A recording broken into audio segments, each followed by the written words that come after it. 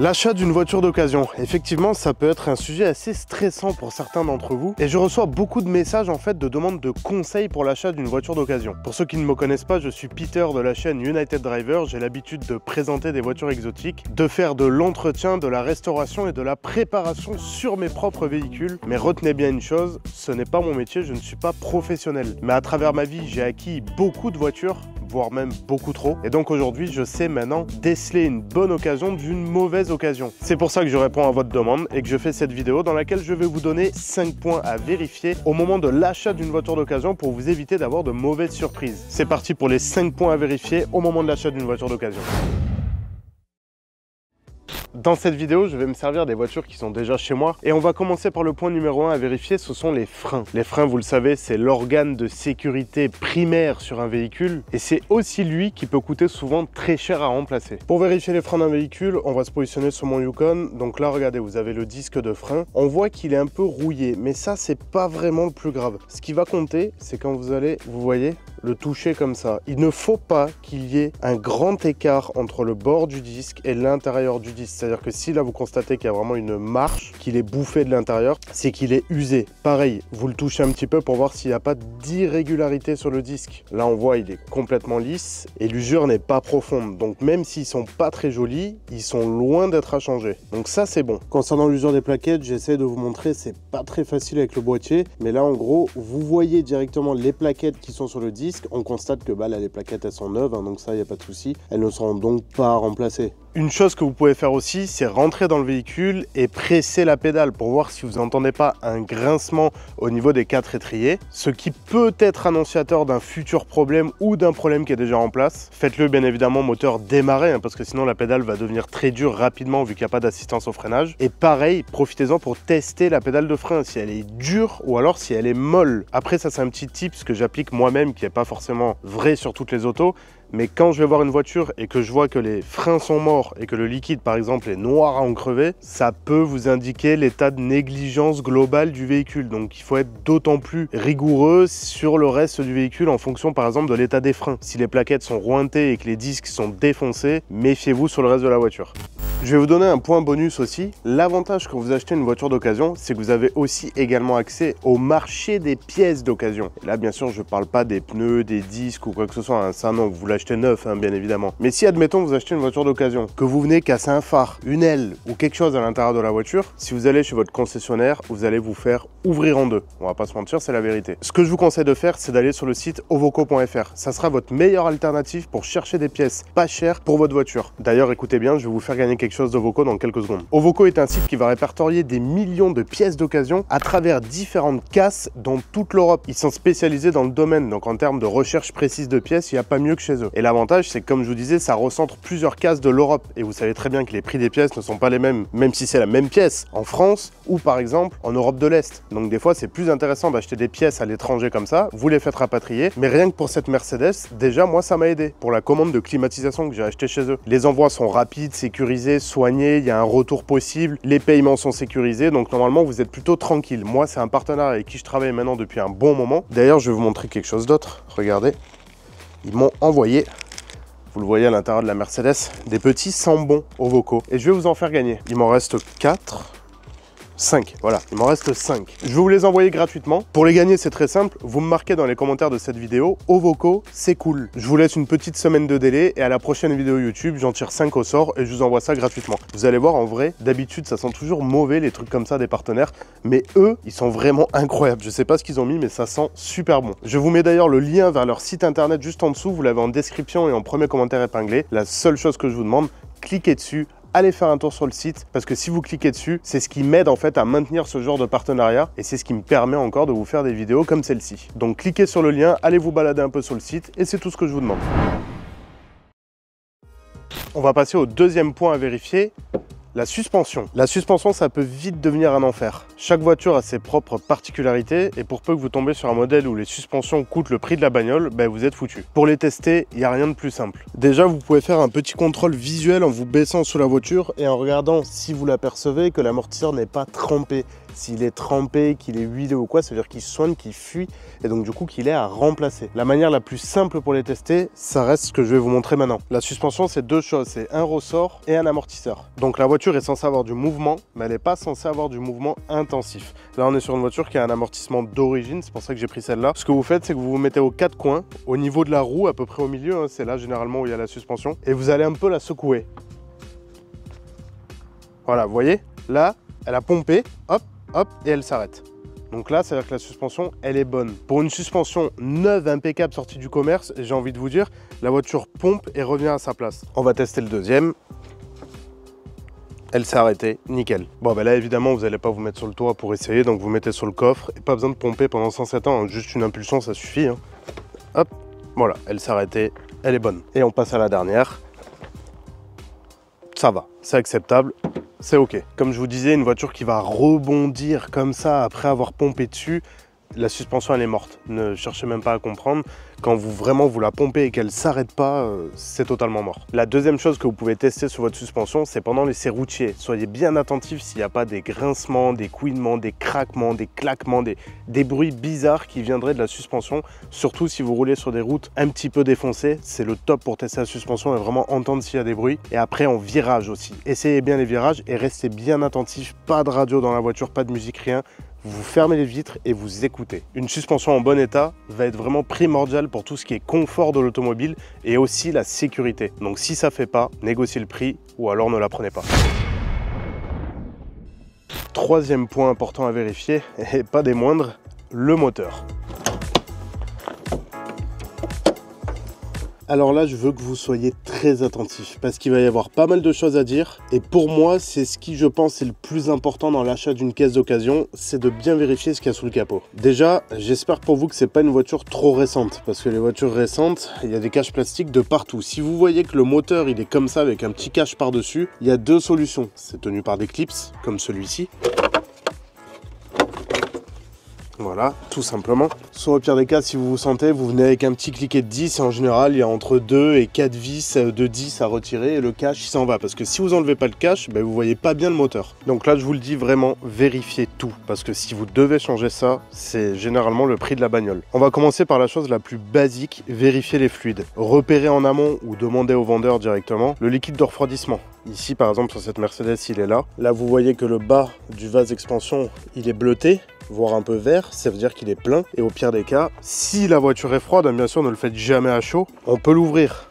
Et quand on l'ouvre, je ne sais pas si on voit très bien à l'image, mais en tout cas, il est plein, il n'y a pas de souci, il est rempli. Ensuite, le classique, on peut vérifier le niveau de liquide de lave-glace. Donc là, on voit qu'il est rempli, hein. Il en manque un tout petit peu, mais ça c'est ok hein, parce que ça s'use assez rapidement. On peut vérifier le niveau de liquide de frein, donc là on voit qu'il n'est pas au maximum, mais ça peut être normal parce que si les plaquettes sont un peu usées, le liquide va descendre naturellement et quand vous aurez changé les plaquettes, le liquide reprendra sa place et arrivera au niveau max. Là, c'est pas du tout inquiétant.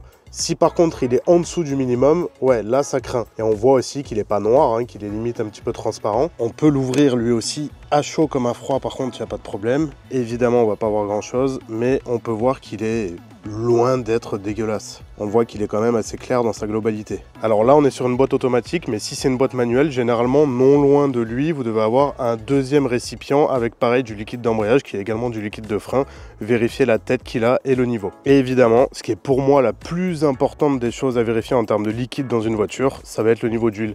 Vous avez généralement votre petite tigette qui est ici, vous prenez un petit chiffon, vous avez une graduation dessus. Je vais pouvoir vous montrer sur la mienne. Alors là, je ne vais pas essuyer, mais en gros, voilà, vous avez une petite graduation et qui vous permet de vérifier le niveau d'huile. Bon là, je ne l'ai pas nettoyé, mais sur la mienne, il n'y a pas de souci. Je suis du genre à faire le niveau d'huile tous les mois, donc il est bon. On la remet dedans.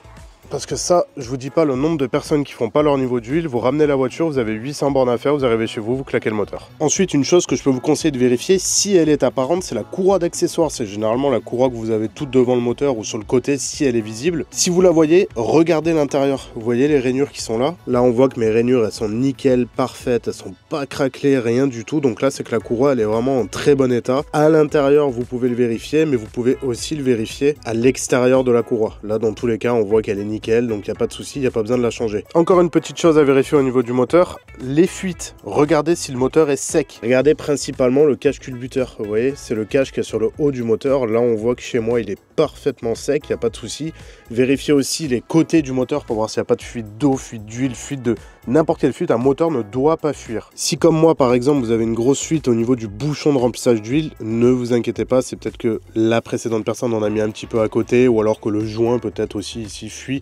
Ça pareil, c'est pas bien grave, ça se change en 30 secondes, ou alors c'est juste lui qui savait pas bien viser. Donc il faut aussi faire la différence entre une fuite moteur et la personne qui a versé de l'huile, qui était peut-être un peu alcoolisée la veille et qui en a mis un petit peu à côté. Mais dans sa globalité, quand vous voyez par exemple un moteur qui est sec comme ça au niveau de tous ces joints noirs que vous voyez, là c'est plutôt ok. Pareil, si vous le voyez, regardez le carter, là vous voyez que moi mon moteur il est complètement sec. Il n'y a pas de souci. Quand vous avez un moteur sec comme ça, déjà, c'est plutôt bon signe. Dernière chose aussi à vérifier au niveau du moteur, si vous avez la possibilité de voir la voiture froide, c'est l'idéal. Comme ça, vous l'entendez démarrer à froid, vous voyez s'il y a un bruit bizarre ou pas, plutôt que arriver avec une voiture chaude, ben vous n'avez pas entendu le démarrage à froid. Et moi, ça me chagrine un peu. Dernière chose à vérifier, donc ça va être au niveau des bruits moteurs. Démarrer le moteur et écouter un moteur, ça fait du bruit, mais ça fait pas des bruits bizarres. Si vous entendez des sifflements, des claquements ou des bruits irréguliers, c'est pas bon. Un moteur, ça fait du bruit, d'accord, mais ça tourne rond.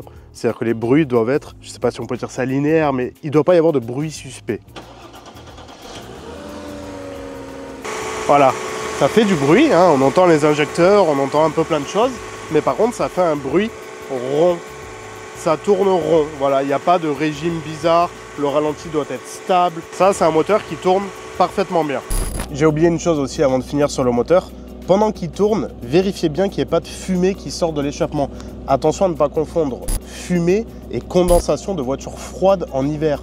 Là, il fait très froid, la voiture est froide, donc il y a de la condensation. Mais après que vous ayez roulé avec, ou si la personne vient avec par la route, vérifiez qu'il n'y ait pas de fumée noire, signe de surconsommation ou d'encrassement, ou de fumée bleue qui peuvent être très inquiétantes, voire même blanches. Une voiture, ça fume pas. Avec le kata, il est silencieux. De toute façon, c'est pas censé fumer. Vous voyez là, la fumée, elle est en train de disparaître petit à petit. C'est totalement normal. Alors certes, ça me paraît un peu évident chez moi aussi, mais je vais quand même vous le dire. Vérifiez bien sûr les entretiens du moteur, carnet d'entretien, pièces changées, régularité des entretiens, que tout soit ok. Le moteur, de toute façon, c'est le cœur de la voiture. Il faut que ça fonctionne, parce que si vous le changez, c'est pas le même prix que 2 disques ou 4 suspensions. Quatrième chose à vérifier sur l'achat d'une voiture d'occasion, les pneus. Les pneus, ils peuvent vous en dire long, pareil, sur la bagnole. Alors, pour vérifier l'état d'usure de vos pneus, c'est très simple. Une voiture, ça roule droit. Ça veut dire que les témoins d'usure que vous avez ici sont censés être 4 fois les mêmes, ou plus ou moins en fonction de combien il y en a. Mais en gros, l'usure d'un pneu à l'intérieur ou à l'extérieur doit être strictement la même. La voiture doit rouler à plat. Si elle ne roule pas bien à plat, c'est soit qu'elle a tapé, soit qu'elle a une mauvaise géo. Donc là, ici, vous avez les témoins d'usure. Quand ils sont bien au fond du pneu, là, comme ça veut dire que les pneus, ils sont en très bon état. Là, on voit qu'il y a quand même énormément de marge encore avant d'atteindre le témoin.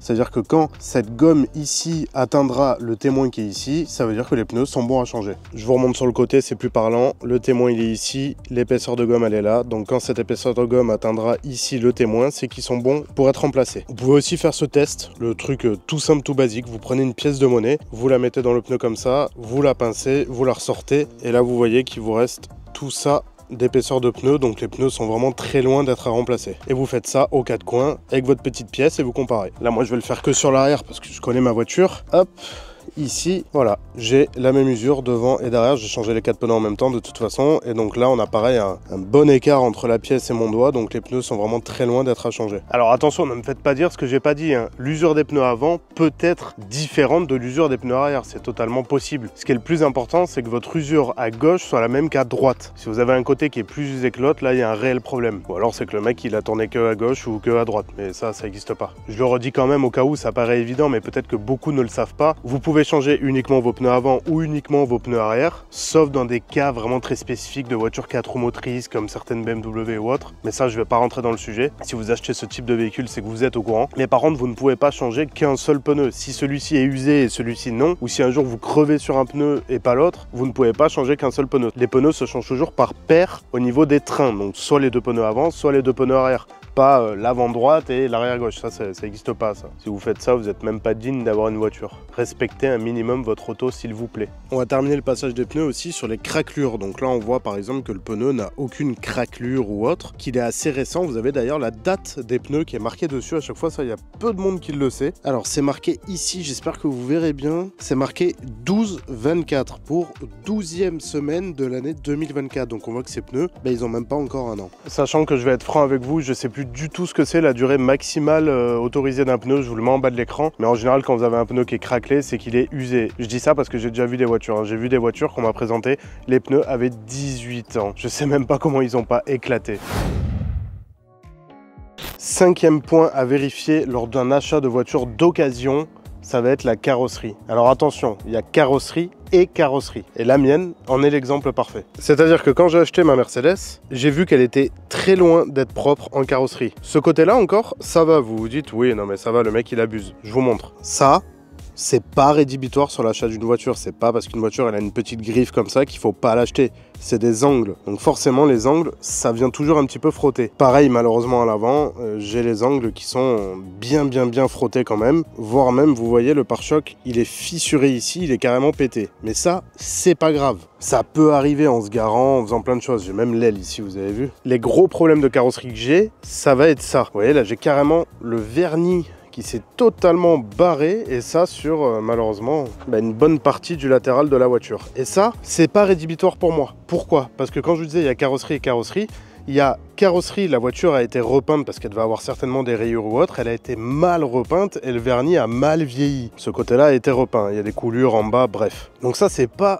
l'ancien propriétaire qui l'a fait, c'est le temps et un mauvais travail de carrossier. Donc ça, pour moi, c'est ok. Par contre, si le vendeur vient avec une voiture et qu'elle est dans cet état-là, ça, c'est pas un mauvais travail de carrossier. Ça, c'est un mauvais travail de mauvais conducteur. Alors c'est soit on est rentré dedans, malheureusement la personne, voilà, c'est pas sa faute. Mais si elle fait pas réparer la voiture, ça montre bien qu'elle s'en fout un peu de sa bagnole. Donc du coup que les entretiens et le reste sont un peu claqués au sol. Soit que elle a accroché toutes les voitures de son quartier et que c'est actuellement la personne la plus recherchée de son quartier. Donc si on vous présente une voiture qui est éclatée comme ça, là c'est non quoi. Là c'est non direct, à part si le mec il vous dit filez-moi 100 balles et vous repartez avec. Parce que là par exemple, quand c'est le bas du châssis comme ça ou carrément l'aile arrière, là c'est structurel, donc là on peut pas remplacer cette pièce là, donc c'est cramé là, la voiture elle est techniquement bonne à jeter. Voilà, là c'est pareil quoi, là ça c'est pas bon ça. Là il y a des problèmes d'alignement de carrosserie certains là. Donc ça c'est pas bon du tout, vous achetez pas une voiture qui est dans cet état là, sauf si vous la payez vraiment pas cher, mais du moment que c'est l'aile arrière comme ça, c'est vraiment la merde. Voilà, donc c'était notre Honda HR-V que j'ai depuis maintenant 10 ans. Et lui par contre oui, on le garde, il est à nous, on s'en fout parce que c'est notre voiture, on va dire utilitaire poubelle, pour aller jeter les poubelles. Même l'aile avant là, elle a pas kiffé là l'avant. Autre point niveau carrosserie à vérifier aussi, c'est le châssis. Vous vérifiez bien dessous qu'il n'y ait pas de la corrosion, parce que la corrosion, si c'est perforant, ça vous ruine un châssis en 2 minutes. Et du coup la voiture, elle peut ne plus carrément passer le contrôle technique, ou alors refaire un châssis, je vous dis pas le prix que c'est. Pour faire, c'est très simple, vous mettez juste derrière la roue avant. Vous prenez votre téléphone avec le flash par exemple, vous le mettez en mode vidéo et vous venez filmer directement le berceau avant comme ça. Et là vous vous rendez compte que la voiture, elle a pas de rouille. Vous refaites la même derrière, devant la roue arrière, pour filmer du coup les bas de caisse. Là on voit que c'est ok au niveau des bas de caisse. Et après, dernier point, derrière, de manière générale, à ce niveau-là, et vous regardez votre train arrière. Et là vous voyez que votre train arrière, il est ok. La rouille, c'est vraiment le truc à vérifier, mais impératif. Parce que autant une vidange avec 1000 km de retard, ça peut se faire vite. Mais si quand vous faites asseoir votre passager et qu'à la première accel, il tombe par terre, ça va lui faire bizarre. Je vais vous donner quand même un 6e point bonus. Il est très simple, testez tout. Mais quand je vous dis tester tout, c'est tester tout. Le truc basique. Vous êtes en hiver, vous testez la clim. Vous êtes en été, vous testez le chauffage. Mettez le contact, vous démarrez, vous faites chauffer la voiture et tout, pendant l'essai routier, après l'essai routier, peu importe. Vous testez tout. Bien évidemment, les éclairages, les warnings, les clignotants, les différents grades de ventilation, l'autoradio, les 4 vitres électriques, le klaxon. S'il y a des réglages électriques comme moi, par exemple, hop, vous les testez tous. La commande de direction, vous testez le régulateur de vitesse, le limiteur de vitesse, les essuie-glaces, vous testez tout. Parce que c'est pas au moment de l'utilisation de la voiture que vous allez dire « Ah, les essuie-glaces, ils marchent pas et c'est pas le fusible ». c'est le moteur d'essuie-glace. Un moteur d'essuie-glace, c'est très souvent très chiant à remplacer et ça coûte un petit billet. C'est pas excessivement cher, mais ça vaut pas 10 € quoi. Testez même les ouvertures comme ça, tac, vous regardez que tout fonctionne, parce que je vous dis, c'est pas quand vous avez fait les papiers et que vous êtes reparti qu'il faudra appeler le vendeur et dire ah ouais mais la boîte à gants elle s'ouvre pas, elle tient pas fermée et tout. Techniquement, c'est à vous de tester, parce que ça c'est pas des vis cachées en fait. Donc si vous voulez pas de surprise, vérifiez tout. Sur ces belles paroles les amis, on est sur la fin de cette vidéo. J'espère qu'elle vous sera utile, j'espère qu'elle vous a plu. Moi en tout cas ça m'a régalé de vous faire ce genre de vidéo. J'aime bien vous faire justement des vidéos un petit peu comme ça, où je vous donne des tips et tout, même comme je le répète encore une fois, je ne suis pas professionnel de l'automobile, mais de par mon expérience en fait je peux peut-être vous amener des astuces à droite à gauche pour vous aider dans votre vie quotidienne au niveau de l'automobile. Si cette vidéo vous a intéressé, dites-le moi en commentaire. Si vous avez d'autres sujets sur lesquels je peux peut-être vous amener mon aide, dites-le moi en commentaire également, je regarderai. On fera des petits sondages sur Instagram, je vous remets encore mon réseau Instagram en bas de l'écran, comme ça on peut en discuter directement. Des futurs sujets justement dans ce style de format de vidéo qui pourrait vous intéresser. Ça change un petit peu des vidéos mécaniques, drift ou autre. Et moi honnêtement, j'aime bien ça parce que je suis dans le partage, donc du coup ça m'intéresse de partager un petit peu ce que j'ai pu apprendre durant ces années précédentes au niveau de l'automobile et vous les partager encore une fois de manière totalement gratuite. La seule chose que je vous demande en contrepartie bien évidemment c'est de vous abonner à la chaîne, c'est ce que vous pouvez faire de mieux pour me remercier. D'ailleurs merci encore, vous êtes de plus en plus nombreux à me suivre, que ce soit sur Instagram, Facebook ou sur YouTube, donc merci mille fois et je vous dis à bientôt dans la prochaine vidéo. Ciao!